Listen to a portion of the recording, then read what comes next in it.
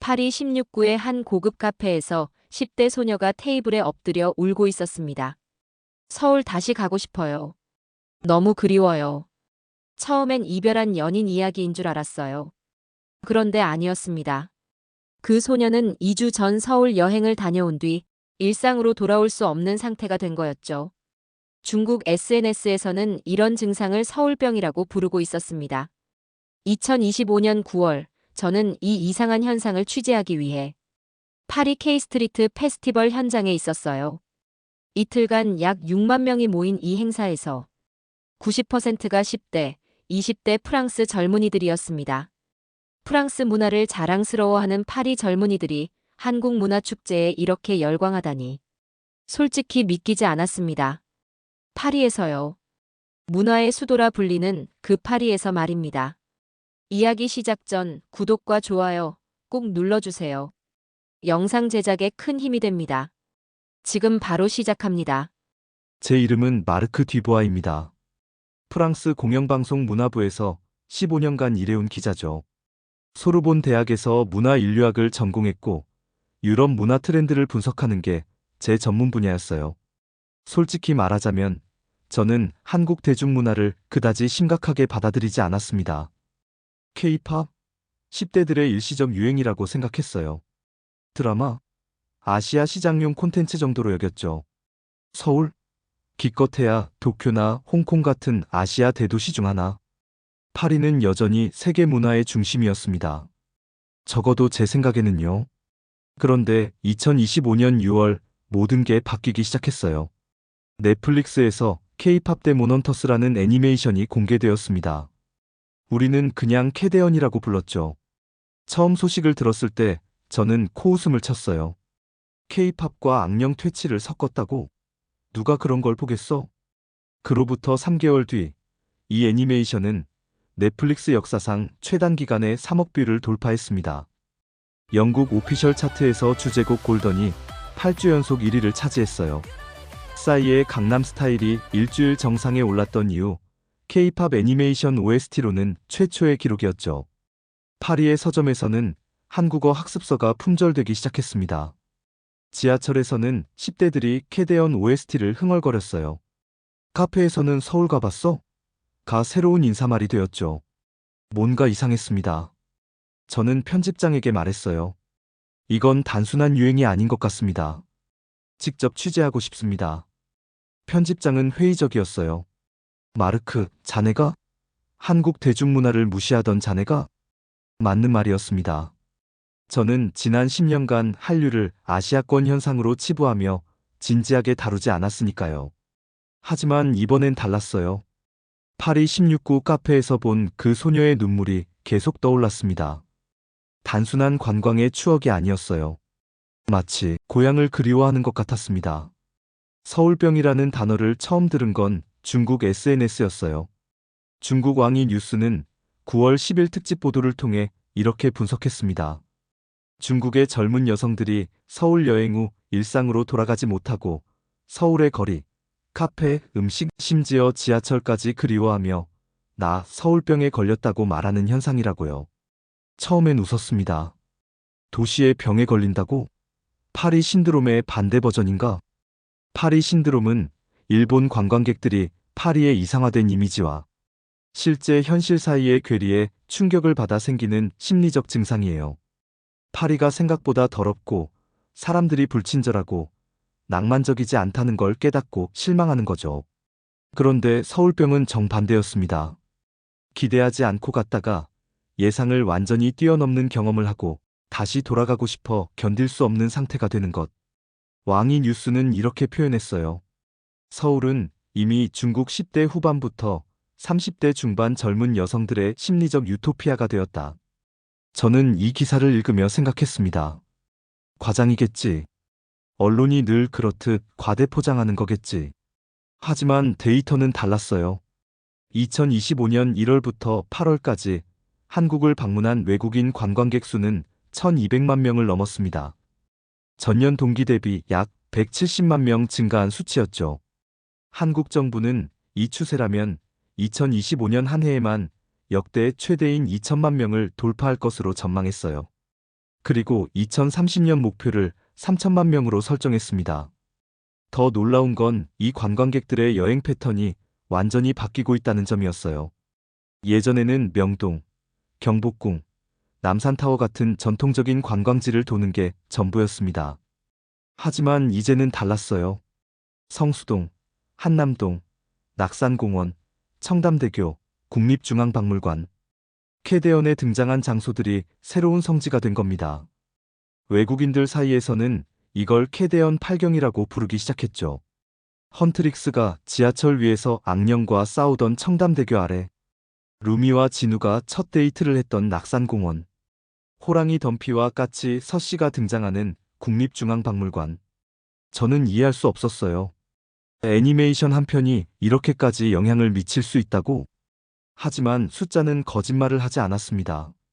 구글 트렌드 데이터를 보니 코리아 검색량이 2025년 8월 17일부터 23일 사이에 최근 3년 만에 최고치를 기록했어요. 더 놀라운 건 코리안 푸드 검색이 75% 급증하며 역대 최고치를 찍었다는 겁니다. 김밥, 라면, 떡볶이, 순대. 캐대언에서 헌트릭스 멤버들이 비행기에서 먹던 바로 그 음식들이었죠. 특히 루미가 김밥 한 줄을 통째로 입에 넣는 장면은 전 세계적으로 김밥 챌린지를 만들어냈습니다. 틱톡에서만 수백만 개의 영상이 올라왔어요. 저는 여전히 회의적이었습니다. 일시적 유행일 뿐이야. 곧 잊혀질 거야. 그래서 직접 확인하기로 했어요. 2025년 9월 말, 저는 서울행 비행기에 올랐습니다. 파리에서 서울까지 11시간 30분. 비행기 안에서 저는 생각했어요. 내가 왜 이러고 있나? 15년 경력의 문화기자가 10대들의 유행을 쫓아 아시아까지 날아가다니. 하지만 기자로서의 본능이 말하고 있었습니다. 뭔가 큰 변화가 일어나고 있다고. 내가 놓치고 있는 게 있다고. 이건 단순한 유행이 아니라고. 인천공항에 도착했을 때 첫 번째 충격을 받았습니다. 공항이 외국인 관광객들로 가득했어요. 그것도 대부분 젊은 여성들이었죠. 그들은 캐리어에 캐대언 스티커를 붙이고 있었습니다. 캐대언 티셔츠를 입고 있었어요. 손에는 캐대언 팔경 투어 지도를 들고 있었습니다. 캐대언 팔경이라고요? 경복궁, 낙산공원, 청담대교, 뚝섬한 강공원, 경동시장, 국립중앙박물관, 성수동, 한남동. 애니메이션 한 편이 서울의 관광 지도를 완전히 바꿔놓은 겁니다. 저는 택시를 타고 명동으로 향했어요. 기사님께 물었습니다. 요즘 외국인 관광객들 많이 보시죠? 기사님은 웃으며 대답했어요. 많이요? 미친 듯이 많죠. 그것도 다 젊은 애들이에요. 캐대언 덕분이라던데. 그 순간 저는 깨달았습니다.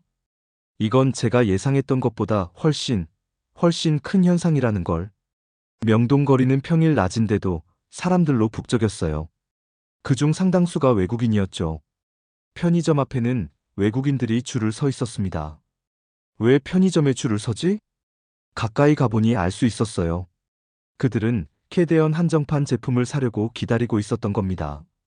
농심신라면 캐대언 에디션, 새우깡 캐대언 패키지, GS25 캐대언 김밥 세트. 한 프랑스 여성이 제 옆에서 중얼거렸어요. 루미가 먹던 바로 그 라면. 꼭 사야 해. 저는 그녀에게 물었습니다. 실례지만 왜 그렇게까지 사고 싶으세요? 그녀는 눈을 빛내며 대답했어요. 캐대언에서 헌트릭스가 이걸 먹잖아요.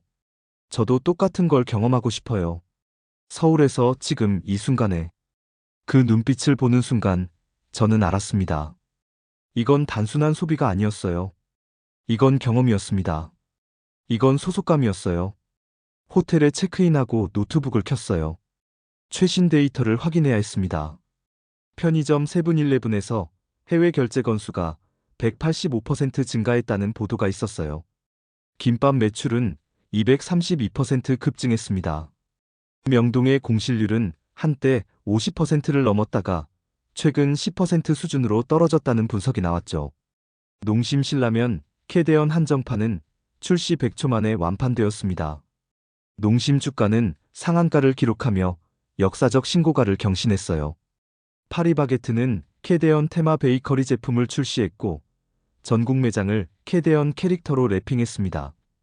삼성전자는 캐데언 갤럭시 테마를 무료로 제공했어요. 한국 기업들이 캐데언을 활용해 글로벌 시장을 공략하고 있었던 겁니다. 그리고 가장 충격적인 소식. 에버랜드가 넷플릭스와 협업해 세계 최초로 캐데언 테마파크를 개장한다는 것이었습니다. 개장일은 9월 26일. 바로 3일 뒤였어요. 저는 즉시 티켓을 예매했습니다. 그리고 생각했죠. 내가 지금 뭘 하고 있는 거지? 42살 문화 기자가 애니메이션 테마파크 티켓을 끈다니. 하지만 멈출 수 없었어요. 이 현상의 중심으로 들어가야 했습니다. 직접 봐야 했어요. 느껴야 했습니다.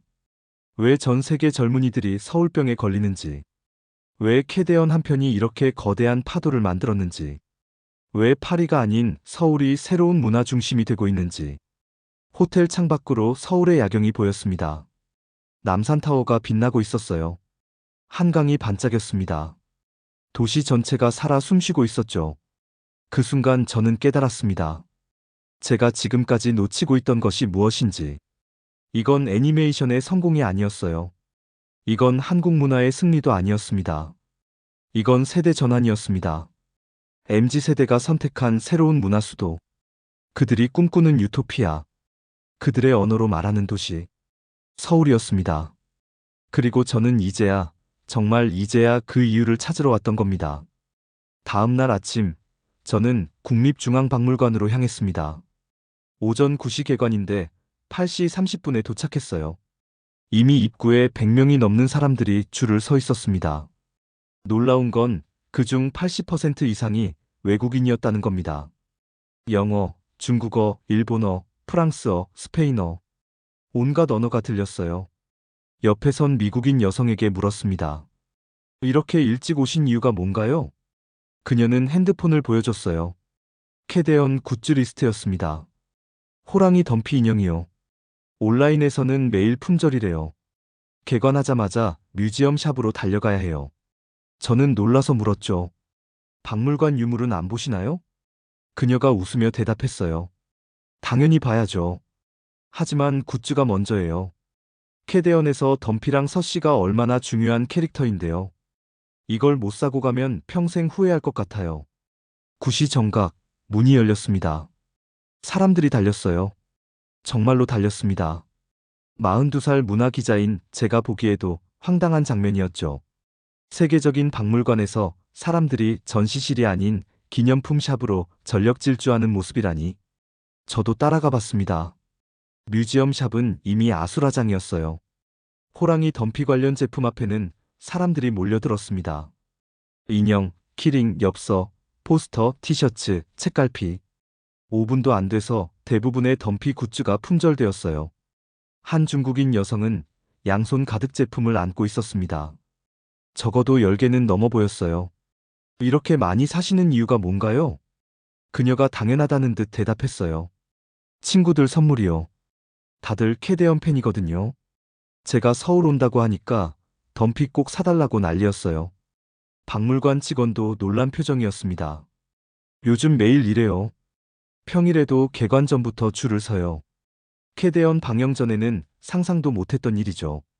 굿즈가 하루에도 몇 번씩 품절돼요. 2023년 기준 국립중앙박물관은 전 세계 박물관 관람객 수 6위를 기록했습니다. 이미 인기 있는 곳이었죠. 하지만 캐데언 이유는 차원이 달랐어요. 외국인 관람객이 폭증했고 박물관 관계자에 따르면 캐데언 방영 이후 기념품 판매가 거의 3배 가까이 늘었다고 합니다. 특히 호랑이 관련 제품의 인기가 폭발적이었죠. 저는 전시실을 둘러봤어요. 사람들이 유물을 보고 있었지만 그들의 관심사는 조금 달랐습니다. 이 호랑이 그림이 덤피의 모티브인가요? 까치가 조선시대에 어떤 의미였대요? 캐데언에서 한복 입은 장면 기억나? 바로 이런 옷이야. 그들은 캐데언을 통해 한국 문화를 이해하고 있었습니다. 애니메이션이 문화유산으로 가는 입구가 된 겁니다.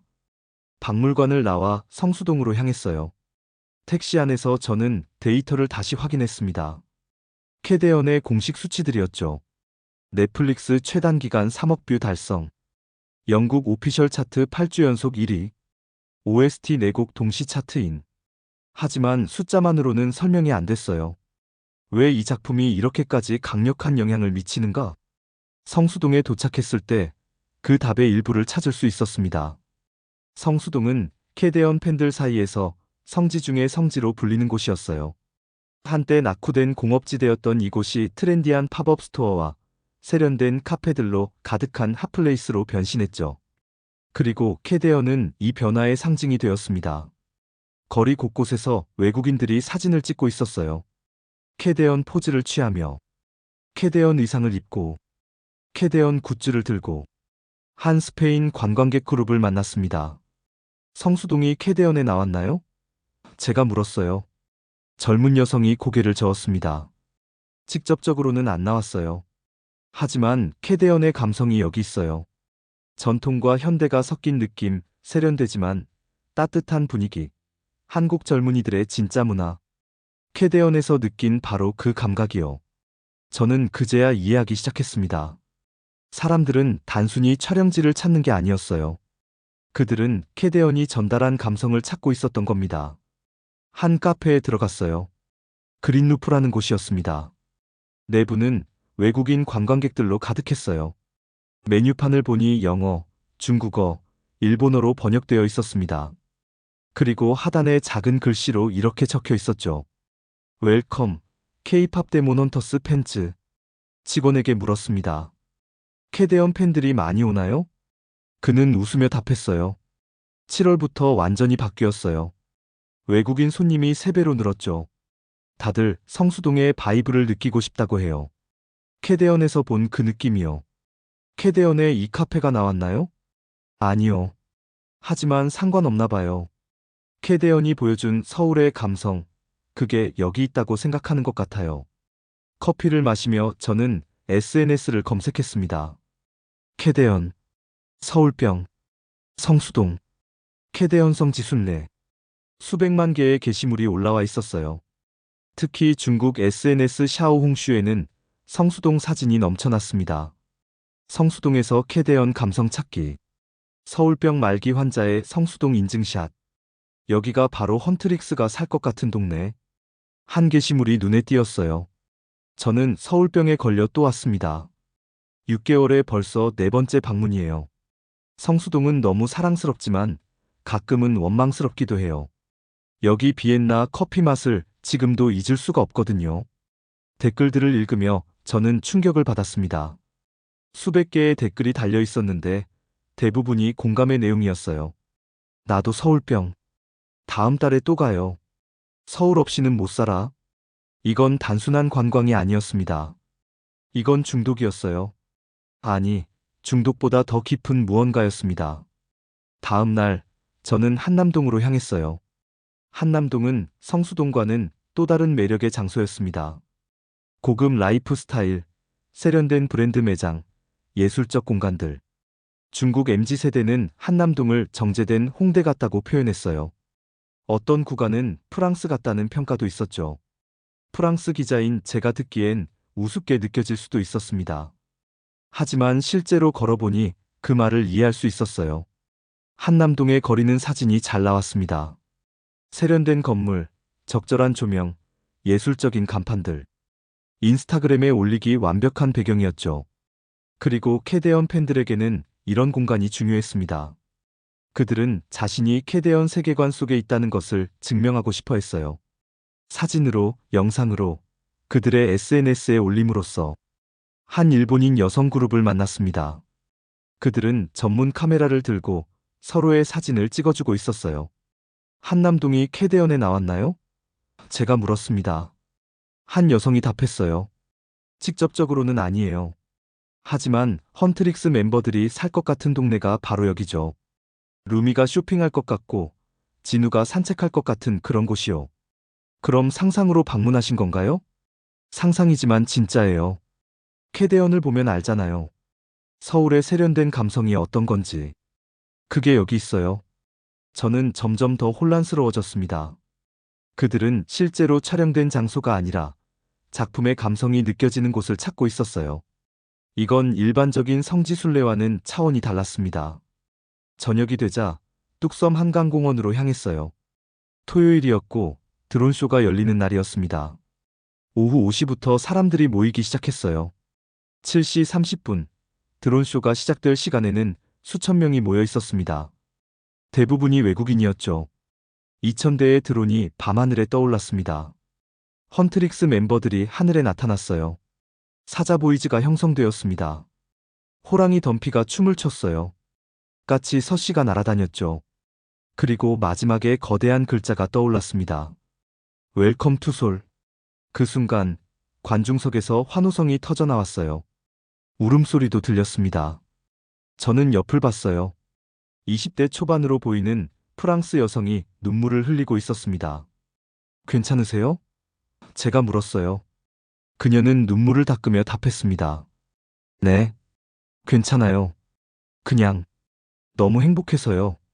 제가 정말 여기 있다는 게, 캐데언의 도시에 있다는 게 믿기지 않아요.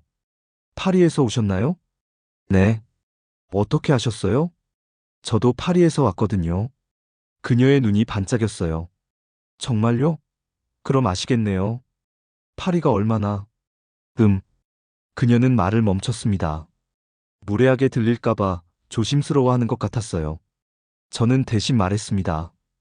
파리가 더 이상 문화의 중심이 아니라는 걸요? 그녀가 놀란 표정으로 저를 봤어요. 그렇게까지 말하고 싶진 않지만 서울에는 뭔가 다른 게 있어요. 에너지, 활력, 친절함, 깨끗함, 안전함. 그리고 무엇보다 환영받는다는 느낌이요. 그 말이 제 가슴을 찔렀습니다. 환영받는다는 느낌. 파리에서는 느낄 수 없는 것. 드론쇼가 끝났어요. 사람들은 자리를 뜨지 않았습니다.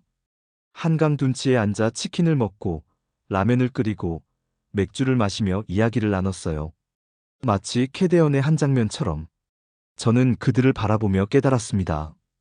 이건 애니메이션의 성공이 아니었어요. 이건 라이프 스타일의 수출이었습니다. 캐데언은 단순히 이야기를 보여준 게 아니라 하나의 삶의 방식을 제안한 거였죠. 밤늦게 호텔로 돌아왔습니다. 노트북을 열고 정리를 시작했어요. K-팝 데몬 헌터스, 서울병, 성지순례, 드론쇼. 이 모든 것의 공통점은 무엇일까? 그리고 왜 전 세계 젊은이들이 이토록 열광하는가? 다음 날 에버랜드 캐데언 테마파크 개장일이었습니다. 저는 그곳에서 답을 찾을 수 있을 것 같았어요. 왜냐하면 그곳에서는 캐데언이 가상에서 현실로, 화면에서 물리적 공간으로 완전히 구현될 테니까요. 침대에 누워 천장을 바라봤습니다. 제 15년 문화기자 경력이 흔들리고 있었어요. 유럽 중심, 서구 중심의 문화인식이 무너지고 있었습니다. 그리고 그 자리에 새로운 무언가가 들어서고 있었죠. 한국이라는, 서울이라는, 캐데언이라는. 창밖으로 서울의 불빛이 보였습니다. 이 도시는 잠들지 않았어요.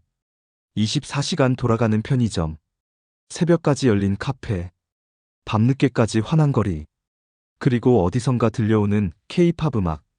아마도 골던이었을 겁니다. 서울병이 정말 존재하는구나. 저는 중얼거렸어요. 그리고 나도 지금 걸리고 있는 중인가. 9월 26일 오전 8시. 에버랜드 정문 앞에는 이미 수백 명이 줄을 서 있었습니다.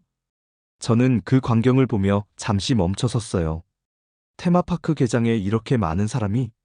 가까이 다가가 보니 더 놀라웠습니다. 줄을 선 사람들의 80% 이상이 외국인이었어요. 미국, 유럽, 동남아시아, 중국, 일본. 그들은 손에 캐데언 굿즈를 들고 있었고 캐데언 티셔츠를 입고 있었으며 친구들과 캐데언 노래를 부르고 있었습니다. 한 미국인 가족이 눈에 띄었어요. 부모와 10대 딸, 그리고 7살쯤 되어 보이는 아들. 아버지는 사자보이즈 갓을 쓰고 있었고 딸은 헌트릭스 의상을 입고 있었습니다. 먼 곳에서 오셨네요? 제가 말을 걸었습니다. 아버지가 웃으며 답했어요. 텍사스에서 왔어요. 딸아이가 캐데언에 완전히 빠져서요. 처음엔 저희도 이해 못했는데 함께 보다 보니 우리도 팬이 됐죠. 어린 아들이 끼어들었어요. 저도 덤피 좋아해요. 오늘 덤피 인형 살 거예요. 텍사스에서 서울까지. 쉽지 않은 결정이었을 텐데요. 어머니가 말했습니다. 처음엔 그냥 애니메이션이라고 생각했어요. 하지만 달랐어요. 캐데언은 우리 가족을 한국 문화로 이끌었죠. 한국어도 배우기 시작했고, 김치도 담가 먹고, 이제는 한국이 제2의 고향 같아요. 저는 충격을 받았습니다. 제2의 고향이라고요? 한 번도 와본 적 없는 나라가 9시 정각 테마파크가 열렸습니다. 사람들이 캐데언 테마존으로 달려갔어요. 저도 따라갔습니다. 입구를 통과하는 순간 다른 세계로 들어간 것 같았어요. 거대한 청담대교가 재현되어 있었습니다. 그 위로 지하철이 지나가는 모습이 연출되었죠. 헌트릭스가 악령과 싸우던 바로 그 장면이었어요. 사람들은 환호성을 질렀습니다. 오마이갓, 믿을 수 없어. 진짜다, 진짜야. 캐데언 OST 골든과 소다팝이 울려 퍼졌어요.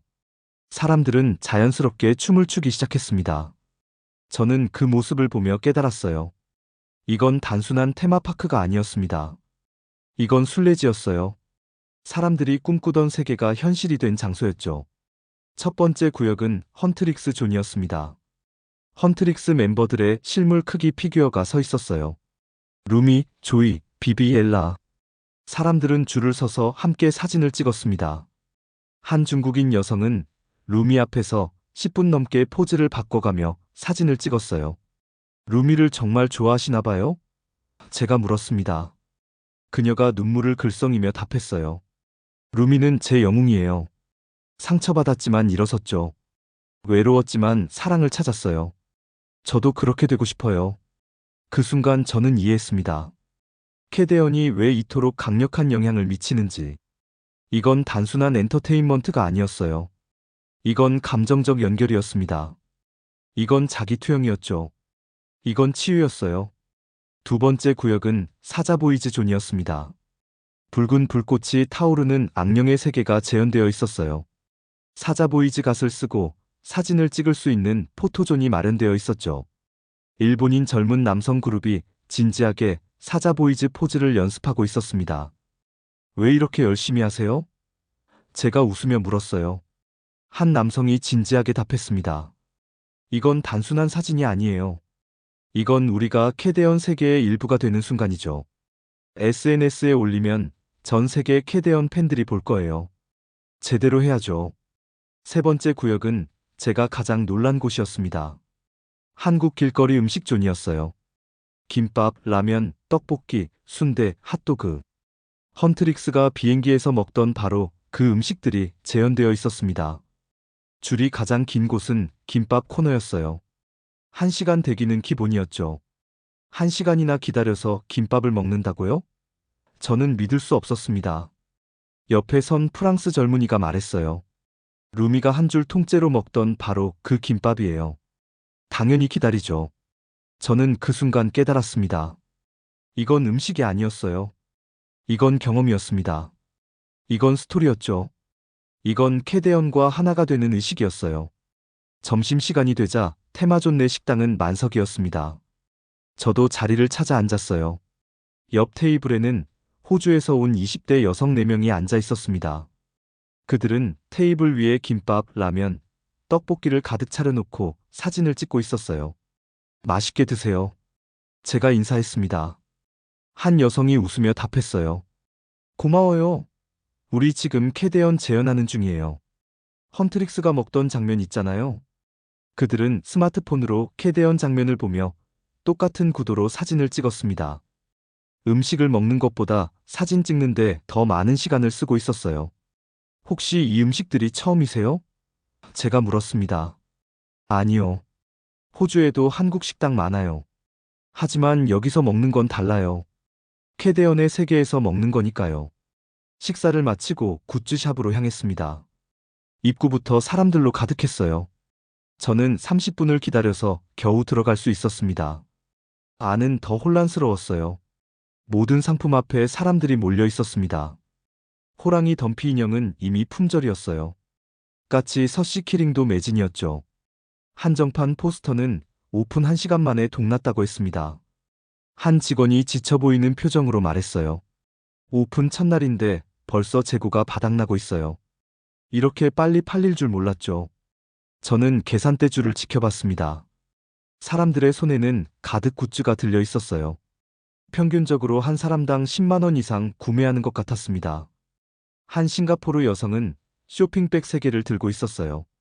이렇게 많이 사시는 이유가 뭔가요? 그녀가 답했습니다. 선물이요. 친구들한테, 가족들한테, 제 자신한테도요. 캐데언 굿즈는 단순한 기념품이 아니에요. 이건 우리가 이 문화의 일부라는 증거예요. 오후 3시, 저는 테마존 중앙광장에 있었습니다. 특별 공연이 있다는 안내가 나왔어요. 수천 명이 모였습니다. 무대에 헌트릭스와 사자보이즈 댄서들이 등장했어요. 골던의 전주가 흘러나왔습니다. 관중들이 함께 노래를 부르기 시작했어요. 모든 언어로. 하지만 후렴구에서는 모두가 같은 가사를 불렀습니다. 한국어로. 골든 골든 골든. 그 순간 저는 소름이 돋았어요. 전 세계에서 온 수천 명의 사람들이 한국어로 노래를 부르고 있었습니다. 완벽한 발음은 아니었지만 그건 중요하지 않았어요. 그들은 같은 언어로, 같은 감정을, 같은 순간에 공유하고 있었습니다. 공연이 끝난 후 저는 한 벤치에 앉았습니다. 정리가 필요했어요. 지난 며칠간 본 것들이 머릿속에서 소용돌이쳤습니다. 국립중앙박물관의 품절된 굿즈, 성수동과 한남동의 외국인 행렬, 한강 드론쇼의 눈물, 그리고 지금 이 테마파크의 광기에 가까운 열정. 이 모든 것의 중심에 캐데언이 있었어요. 하지만 캐데언은 시작일 뿐이었습니다. 저는 노트북을 꺼내 자료를 다시 확인했어요. 올해 8월까지 한국 농수산식품 수출액이 전년 대비 5.2% 증가했습니다.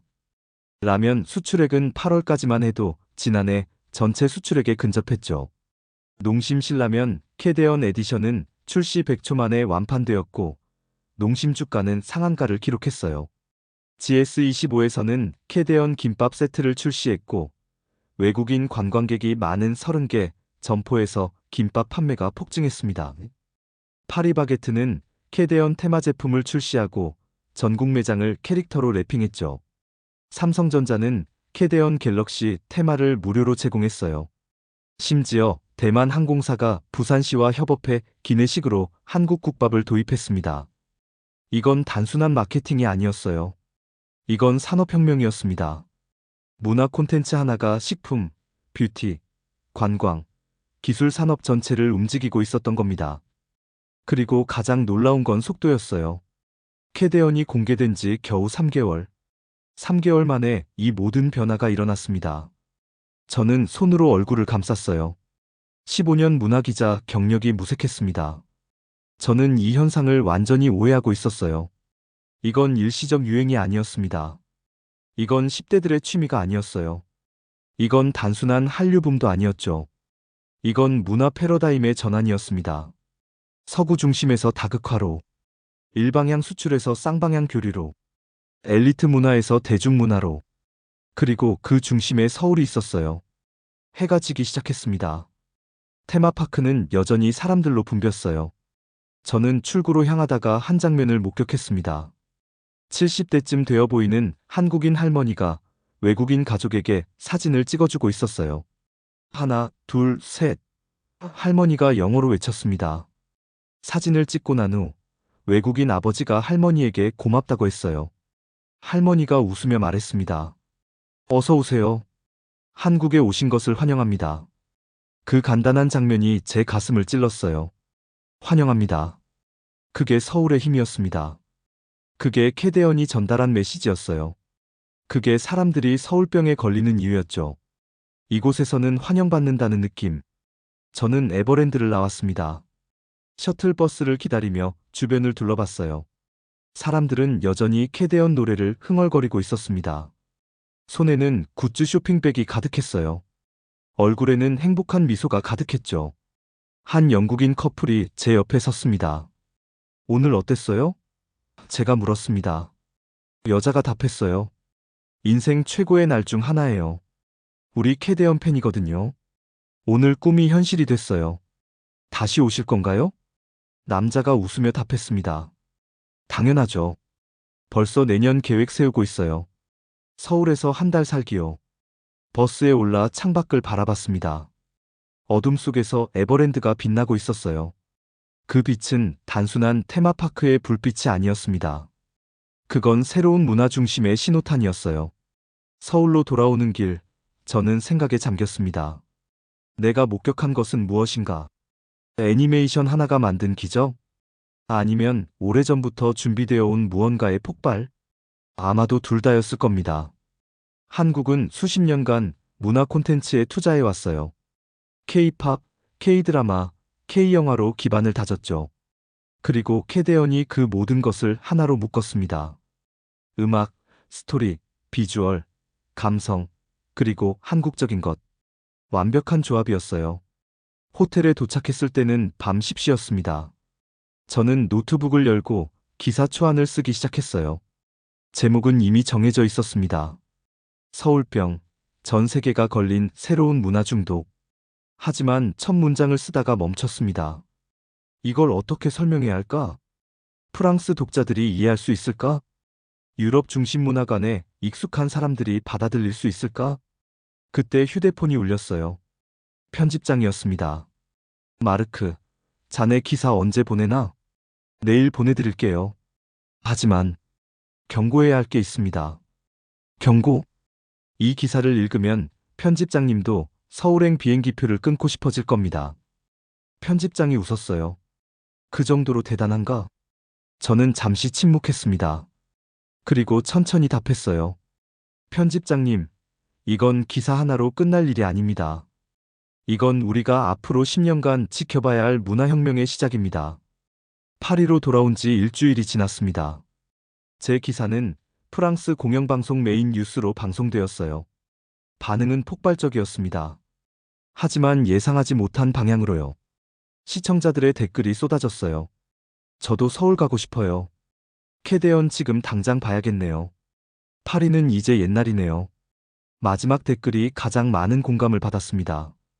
편집장이 저를 불렀어요.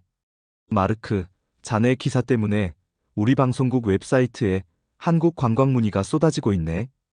이게 대체 무슨 일인가? 저는 웃으며 답했습니다. 말씀드렸지 않습니까? 서울병은 전염됩니다. 그로부터 며칠 후 더 놀라운 소식이 들려왔어요.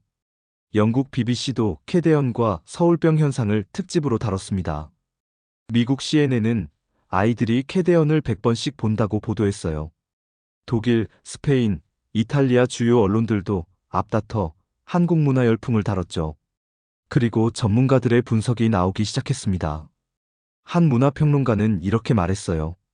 캐대언 현상은 일시적 붐이 아니다.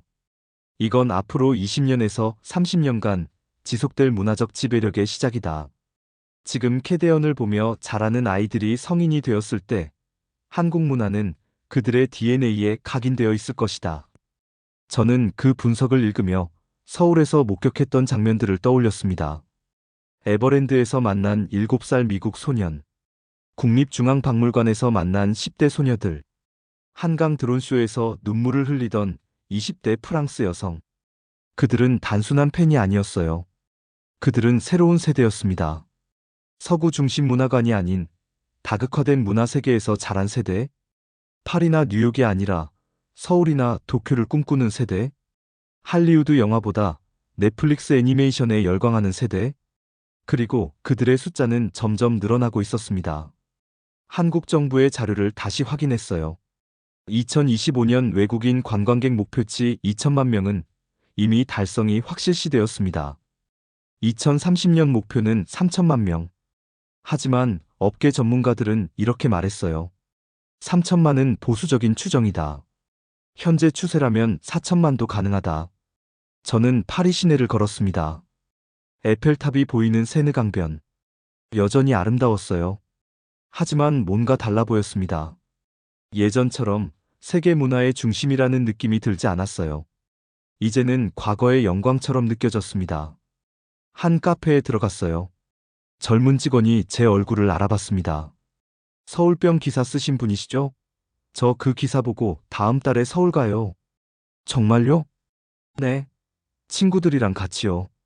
캐대언 8경 다 돌아볼 거예요. 에버랜드도 가고, 한강 드론쇼도 보고, 국립중앙박물관도 가고. 그의 눈빛은 반짝였습니다. 마치 성지순례를 떠나는 순례자 같았어요. 저는 그에게 물었습니다. 파리는 어때요? 여기서 태어나고 자랐는데.